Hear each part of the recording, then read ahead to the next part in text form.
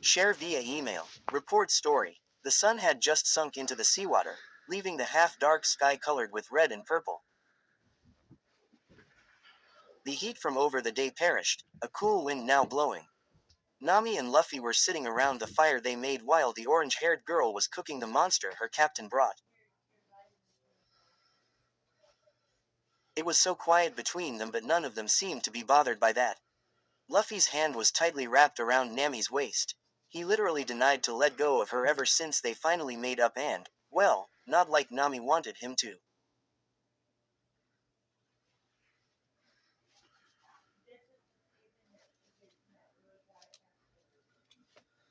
Here, she said while handing him the meat she just finished cooking. Nami, aren't you going to eat? Luffy asked while stuffing his mouth full. The orange-haired girl just shook her head while making herself more comfortable in her captain's arms. It's fine. I'm not hungry. She was smiling as the, now small, fire was lightening her face, and the only thought that crossed Luffy's mind in that moment, seeing her like that, was, I love her. He started feeling a little awkward when he barely held back the impulse of kissing her. Nami looked up to him after he tightened the grip around her, and she couldn't help but giggle at the sight of his facial expression. What's with that face? She laughed, then yawned. She was really tired and was fighting the urge to close her eyes. And nothing. Luffy startled, his face turning red. I'll stay on watch, so you should go to sleep, he then said after getting up. You can do them from here too, right? Nami said while holding tight to his shirt and tapping the place where Luffy stood just moments ago. She could have bet she was like a tomato, but she didn't care. She really didn't want Luffy to let go of her, and little did she knew, it was the same for him. Having that said, the raven-haired boy sat back down and hugged his navigator close. Good night, Nami. He grinned while placing a kiss on her forehead. This time he couldn't hold back. Good night, Luffy.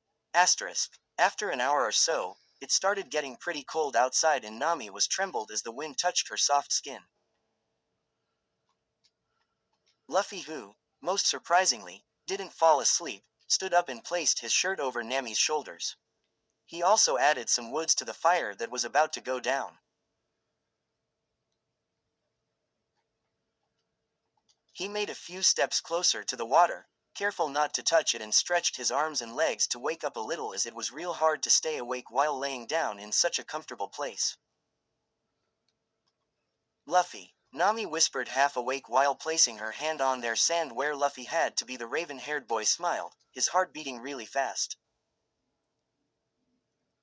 How can she be so damn cute? He thought while laying back down and hugging Nami again. The next second, the orange-haired girl fell back to sleep while holding tight to her captain.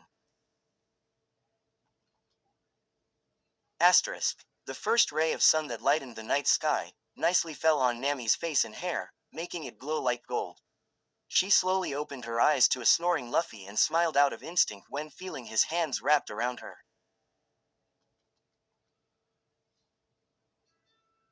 Of course he fell asleep, she giggled. Looking at the fire, she only saw a gray smoke lifting from the burned-up firewood. Moving slowly so she wouldn't wake up Luffy, she stood up and made the fire again, thinking she should start cooking the half of the monster that was left from last night, as her greedy captain would wake up with a huge hole in his stomach that had to be filled up. Promoted stories. You'll also like My One Piece Book 1 12.3K 280 Monkey. D. Luffy, a cheerful, carefree young man from East Blue wearing a straw hat, set sail on a small boat carrying the biggest dream of finding the One Piece. He's R. Luffy's death 9.9K 163. This is life for every person who has a specific time to live, but sometimes life is unfair in estimating lifespans. Evil people take longer lives than good people, but Luffy's jealousy 73.2K 1.5K pairings. Luffy x Nami. What if the infamous Mugiwara crew docked on an unknown island? What if Nami had forgot? One Piece. The Raptor Pirates soar 1.8K 25 Cerberus. D. Rex, once a young child in the East Blue. On an island where all he does was train and train, basically a martial art island. But his heart wasn't in it, The Cursed Pirate, 1 page.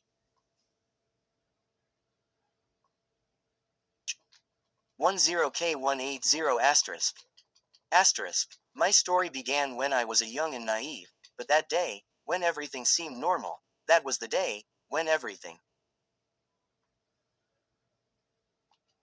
Gorgeous Blue, One Piece live action, Nami 25.1K1K and quad. Ocean. Blue eyes looking in mine, I feel like I might sink and drown and die. And quad. A simple girl, daughter of a pirate captain, meets the future and quad, king. One Piece. The ultimate Strafuts.2710 martial artists, real not those wuxia types, reincarnates in One Piece, but all his memories about the show get erased due to his impertinence. But this isn't the same. As she was cooking the meat while watching the calm, morning ocean, a thought popped into her mind. The baby Den Den Mushi she always carried with her, she knew she had it on her when the storm struck their ship. PF course she lost has lost it in that chaos, but they might have the luck and it maybe drifted on the shore along with them. Even if it wasn't made to make long distance calls, being able to make contact with other ships, maybe the marine ships or not, it would be useful if they would, at least be able to find out where they are. She thought she had to go look for it later on the day. The meat was almost done and her stomach was growling when Luffy didn't give a sign to wake up in the nearing future. Even so, she restrained herself from eating and decided to wait for her captain, as she knew how much he hated eating alone. She sat back down, holding her chin within the palm of her right hand, and just looked at the raven-haired boy sleeping like he was dead. She smiled a bit, thinking of the position she was in from all the people. Him and I end up alone on an abandoned island, she thought, somehow amused. Oi oi now, there's a limit to my luck too, she then said, smiling. A limit to her luck? No, her luck just begun. For years and years she suffered while stealing here and there, while laughing along with the killer of her mother, making him have success, all these to free the village she grew in. And just about when all of her work and pain was about to go wasted, Luffy along with Zoro, Usopp and Sanji came, and not only they freed her village but also her. She considered herself to be too lucky to be part of that crew, thinking she didn't deserve it. She fell for her captain and now she got to be alone with him here. What she did to deserve all these, she didn't know, but she was treasuring everything she had. Her smile faded when she saw Luffy start moving like he was captive in a cage.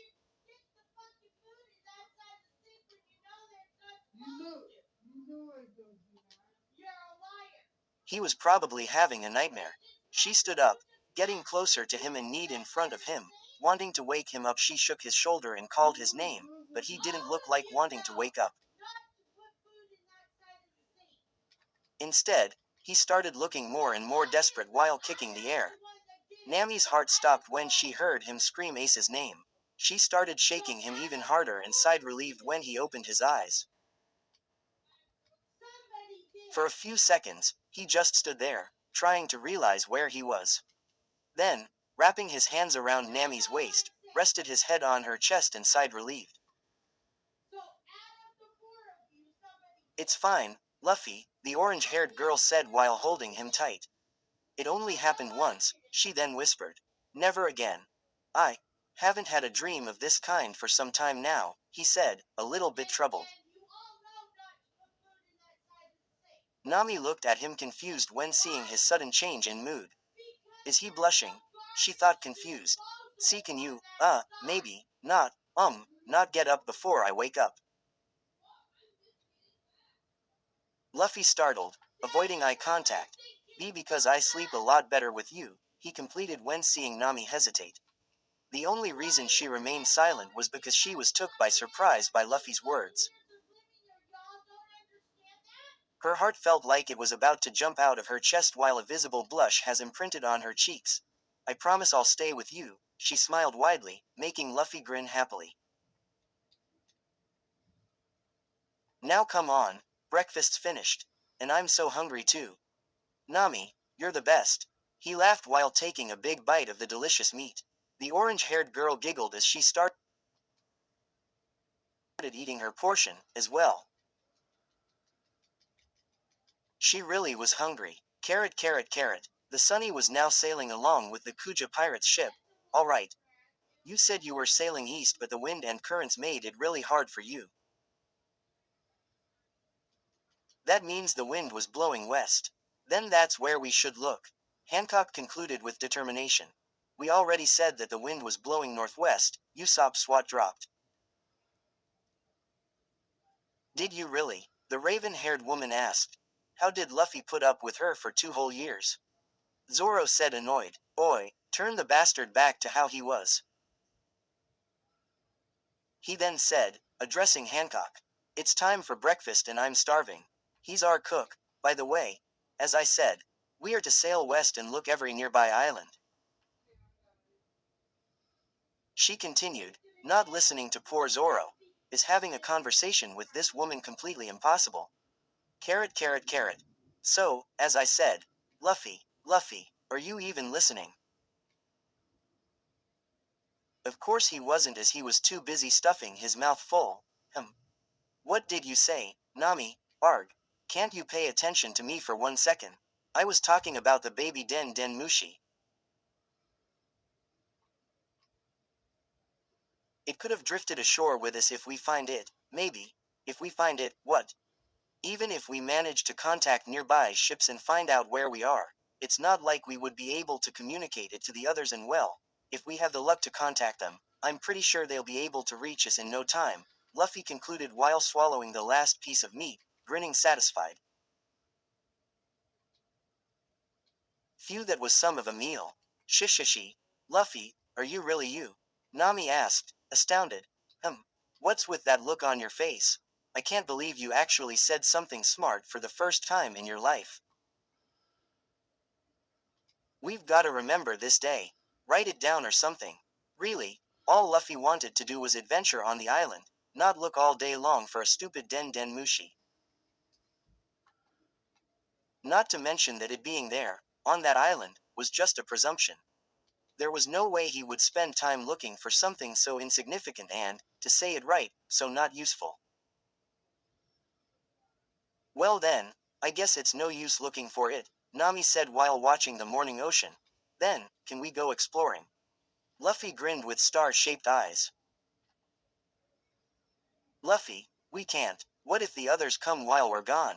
It'll only make their job harder to check the whole island. We've gotta stay put. Come on, Nami.